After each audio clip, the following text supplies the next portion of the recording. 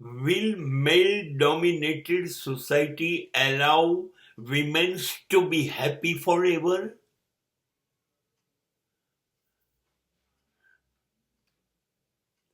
What will be answer?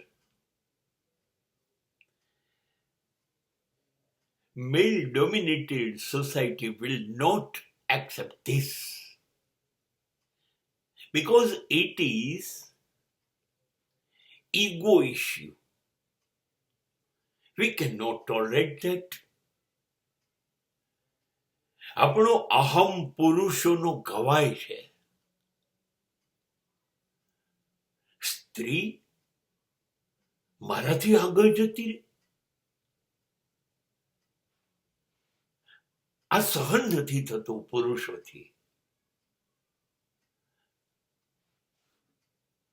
પછી એ સ્ત્રી જ્યાં જન્મી છે ત્યાં ગાળી પિતા હોય કે ભાઈ હોય, સહન નથી થતું. અને માટે દીકરીના પગમાં બેડીઓ કાયદાની, બંધનની, રિવાજોની, રૂઢિની, માન્યતાઓની બાંધી દે છે પિયરમાં નાનપણથી જ. તારાથી આ થાય, તારાથી આ ના થાય. ત્યાંથી એ જશે પતિગૃહે, સાસરિયામાં. ત્યાં તો છે જ 2-5 ડઝન માણસો. દરેક જણ એક કુંડાળું બનાવી દેશે. સાસુ, સસરા, નણંદો, જેઠ, દિયર, દરેક જણ. અને આ બધાને સહકાર આપવો હોય તો પતિનો ધર્મ છે. બધા ભેગા થઈને એક કુંડાળું બનાવી દેશે ને એની અંદર મૂકી દેશે. ખબરદાર જો આની બહાર નીકળી તો. એને કેટલું ભણવાનું એ આપણે લોકો નક્કી કરીશું. એને ક્યાં પરણવાનું અથવા પરણવું કે ના પરણવું એ આપણે લોકો નક્કી કરીશું. એને કેટલા બાળકોને જન્મ આપવાનો એ આપણે લોકો નક્કી કરીશું. એને નોકરી કરવાની કે નહીં કરવાની એ પુરુષ સમાજ નક્કી કરશે.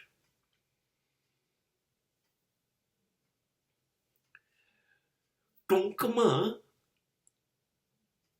પુરુષ સમાજે નક્કી કર્યું છે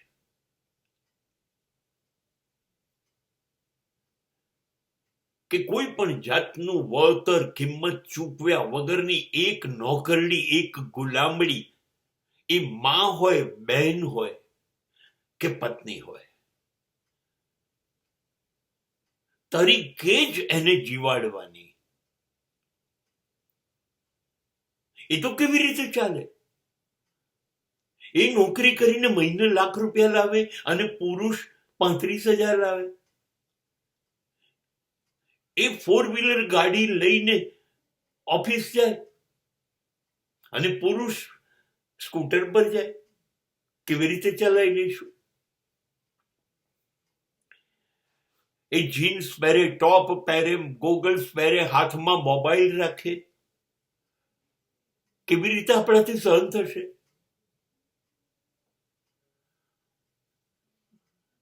ના, આપણાથી સહન નહીં થાય.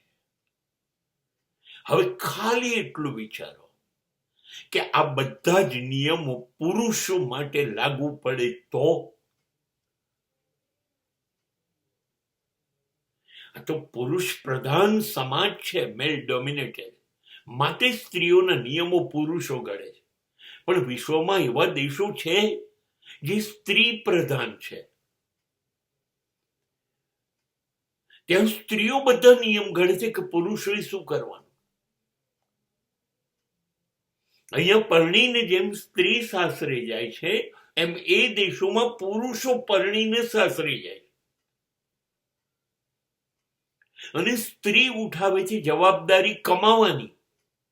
એ ખેતી કરવી પડે તો ગામડામાં ખેતી પણ કરે છે, પણ કમાણી કરે છે, ઘર ચલાવવાનું એને, અને ઘરની બધી સંભાળ રાખવાની પુરુષોએ. આવો સમાજ પણ છે, હાલમાં છે. પણ એ પછાત દેશો છે, નબળા દેશો છે, એટલે આપણી ધ્યાનમાં નથી. પણ જો આપણે ગણીએ કે પુરુષ કે સ્ત્રી એ તો શરીર અલગ છે, આત્મા બંનેની અંદર એક જ સરખો છે, તો બંનેની આઝાદી સરખી હોય કે ન હોય, બંનેને વિકાસની તક સરખી હોય કે ના હોય, બંને માટેના કાયદા એક સરખા હોવા જોઈએ કે ના હોવા જોઈએ. એટલે આ પૃથ્વી પર કમસે કમ જેને આપણે ભારત સમજીએ છીએ એની અંદર મને એવું લાગે છે કે સ્ત્રીઓને સુખી થવા નથી જ દેવી એવું પુરુષોએ નક્કી કર્યું જ છે.